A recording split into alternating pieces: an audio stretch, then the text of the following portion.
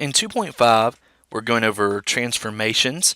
There's basically two types that we're going over today. First, we're going to look at some graphs, some basic graphs, look at some definition type things, but I really hope to simplify it down for you once we start digging into the actual problems.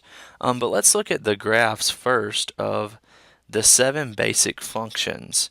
First, we have the identity function where y equals x, and this is just a straight line. And then we have y equals x squared, the square root of x cubed.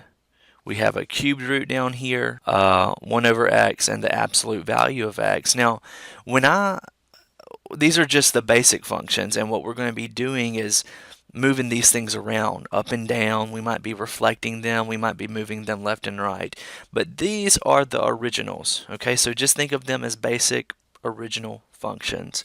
When I learned this back in the day, we called them mother functions. And I know that sounds weird, and you probably don't even believe me, but if you do a Google search for a mother function, you get the same thing. Okay, so basic function, mother function, original function, whatever you want to think of it as. Now, you heard me say that we're going to be doing different types of transformations. Just two different types, basically, and the first type is vertical and horizontal translations, where we move vertical is up and down, horizontal is left and right. Okay, so if it's really important when you're doing vertical and horizontal translations to see a function as an inside and an outside. Okay, well, when we have vertical translations, we're looking at the outside. Okay, so notice here we have f of x, and then we have plus b. See, we're adding that plus b to the outside. And when we say plus b, we move up. We move up how many ever units. So if that said plus 3, we'd move up 3 units. If it said plus 4, we'd move up 4 units. Okay, well, notice right here on the second example, we have minus b, and it's still on the outside, basically outside of the parentheses. Okay, and when it says minus b, we're doing exactly what it says. We're going down how many ever units it said. So if it said minus 5, we would go down 5 units. Now, when we look at the other two examples down here, you can see that the minus d is inside the function. It's inside the parentheses. So that's a little different. It is left and right. It's horizontal. But you sort of have to do the opposite of what you're thinking. See, when I think of negative, okay, I think of a number line, and I'm sorry that it's messy. And I think, okay, well, here's the negative portion. We're going to negative infinity over here, and here we're going to positive infinity.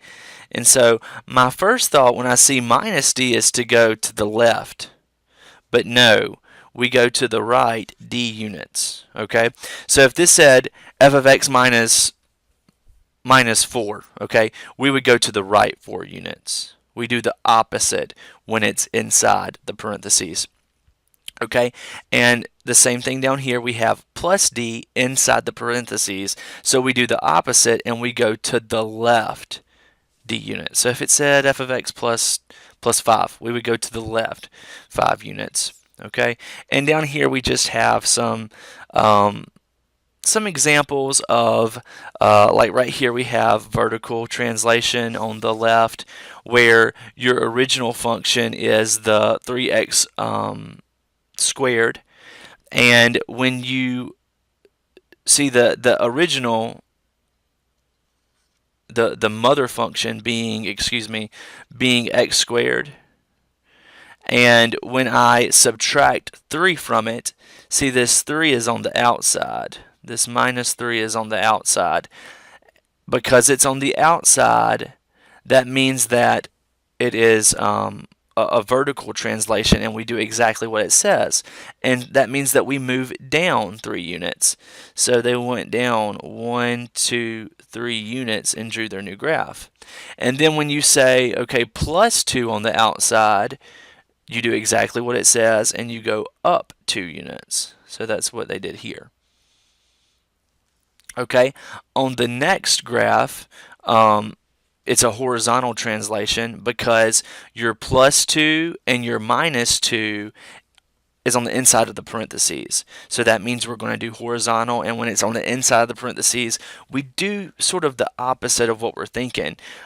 Since the first one says plus 2, you go to the left 2 units from the original function. And since the second one says minus 2, you go to the right 2 units of the original function. Don't let this scare you. We'll get into some real examples. This is just, an introduction of it. I told you that we're going to go over 2 different types of transformations. The first type was a translation, either a vertical or horizontal. Okay, that took a little bit of thought. The second type of transformation is a reflection, and it is super easy, okay? Because when you have an original graph, let's just say that y equals 1/5 x to the 4th is the original graph. If you want to reflect this original graph that I'm tracing over right here, the only thing that you need to do is put a negative sign out front, okay? So when you rewrite that function, this right here that I just circled would be rewriting the original function as having a negative in the front of it. So when you put that negative in the very front, that means that you reflect the original function. And it says that in the definition, the graph of y equals negative f of x is a reflection of the graph of y equals x across the x-axis. Now we're going to dig into some example problems that we can work together.